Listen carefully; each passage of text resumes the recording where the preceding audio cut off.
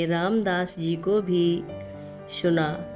मैंने नीप करोरी बाबा जी के बारे में सुना था, लेकिन बी हियर नाउ किताब से उनके गुरु के रूप में सुना। सलिल चंदन चर्चिताय नंदीश्वर प्रमथनाथ महेश्वराय मंदार पुष्प बहु पुष्प सुपूजिताय तस्मै मकाराय नमः शिवाय। रक्षा सूत्र चैनल पर सभी भक्तों का स्वागत है। हम सभी भक्तों को महान संत नीप करोरी बाबा जी महाराज की अद्भुत पावन कथाएं सुनाने जा रहे हैं। कृपया सभी भक्त ध्यान से सुने। मेरा जन्म अजीत गोपाल सिंह के रूप में दक्षिणी भारत के बेंगलोर शहर में एक मध्यम वर्गीय परिवार में हुआ था। मेरे जन्म के समय मेरे पिताजी अंग्रेजी के प्रोफेसर थे और मेरी माँ एक गृहिणी थी। मेरे छोटे भाई के जन्म के तुरंत बाद मेरे माता पिता किन्हीं परिस्थितियों के कारण अलग हो गए।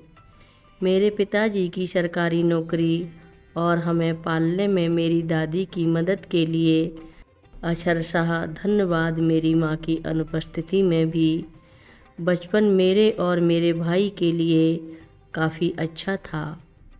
हमने जीवन में टीवी और अच्छे भोजन जैसे साधारण सुखों का आनंद लिया और जब भी मेरे पिताजी की नौकरी से अवकाश मिला तो हम छुट्टियों पर भी गए। मेरा जन्म एक हिंदू क्षत्रिय परिवार में हुआ था। घर में जिस देवता की पूजा की जाती थी वे थे गणेश भगवान जी, लेकिन मेरे पिताजी नास्तिक थे।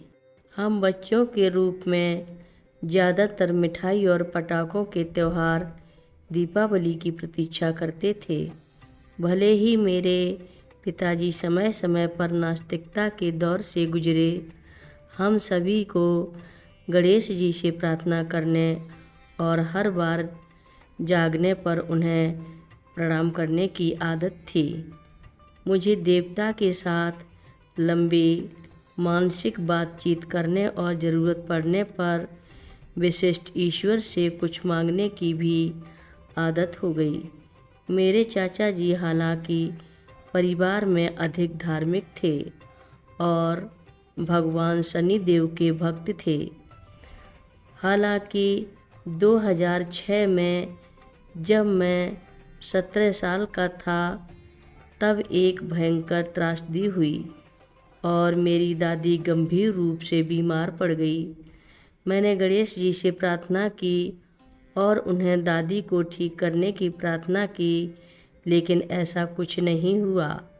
उनकी हालत बिगड़ती रही, कुछ गरीबी के कारण और कुछ हमारी लापरवाही के कारण। उनकी हालत बिगड़ती चली गई और उनकी मृत्यु हो गई। यह हमारे परिवार के लिए बहुत बड़ा झटका था, क्योंकि एक वह थी जिन्होंने हम सभी को एक साथ संभाल रखा था। यह भगवान के साथ मेरी बातचीत का अंत भी था। मुझे याद है कि मैं गणेश जी मंदिर गया था, जहां परिवार उनके मृत्यु के बाद आया था, और गणेश भगवान जी की मूर्ति को देखकर मैंने कहा था कि हे गणेश भगवान, मेरी दादी को आपने नहीं बचाया और फिर कभी पीछे मुड़कर नहीं देखा। उस समय वह क्षण मेरे लिए वह ईश्वर धर्म का अंत था। यह इस हाई या उच्च का पीछा करने का प्रयास ही था कि मैंने LSD को अन्य पदार्थों के साथ बदलने की कोशिश की, क्योंकि मैं इसे बर्दाश्त नहीं कर सका और मैं 1-2 बार रिहेब या पुनर्वसन में समाप्त हुआ। मेरा सस्ता व किफ़ायती नशा चरस धूम्रपान, गोंद को सूंघना व शराब पीना था, जो कि किसी भी स्तर से अच्छा नहीं कहा जा सकता था। पुनर्वसन के तुरंत बाद, जो कि लंबे समय तक चला, मेरे पास एक और वास्तविक आध्यात्मिक जागृति थी। दैवीय शक्तियों के आशीर्वाद के माध्यम से मुझे एक हार्ट टोल की पुस्तक द पावर ऑफ नाउ मिली।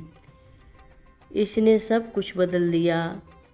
मैंने आधी रात को घर छोड़ दिया और खाना बदोश साधु की तरह पूरे भारत में बिना पैसे के घूमता रहा।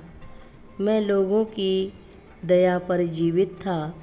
इस समय एक हार्ट मेरे गुरु की तरह था और उनकी तालीम जिसका मैं पालन करता था। अंततः मैं एक संगीतकार के रूप में रहने के साथ गोवा में बस गया। गोवा में एक छद्म आध्यात्मिकता का दृश्य है और मैं कुछ ओशो सन्यासियों के साथ रह रहा था और उनके साथ रहने से आध्यात्मिक ज्ञान की मेरी प्यास बढ़ती गई। मैंने एकहार्ट, आद्य शांति, ओशो, दीपक चोपड़ा, डॉन मिगुएल रूज और जहाँ तक कि अपने पॉडकास्ट के कुछ एपिसोड के लिए कुछ समय के लिए रामदास जी को भी सुना। मैंने नीप करोरी बाबा जी के बारे में सुना था, लेकिन बी हियर नाउ किताब से उनके गुरु के रूप में सुना। मैं अब भी कभी कभी हैश और LSD का उपयोग कर रहा था और साथ ही साथ एक साइट्रेंस डीजे के रूप में एक कैरियर भी बना रहा था। कथा लंबी है। आगे की कथा सभी भक्तों को अगले भाग में सुनाएंगे।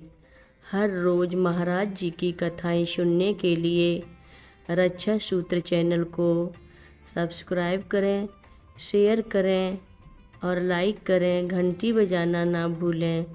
कमेंट बॉक्स में लिख भेजें, जय नीप करोरी बाबा जी महाराज।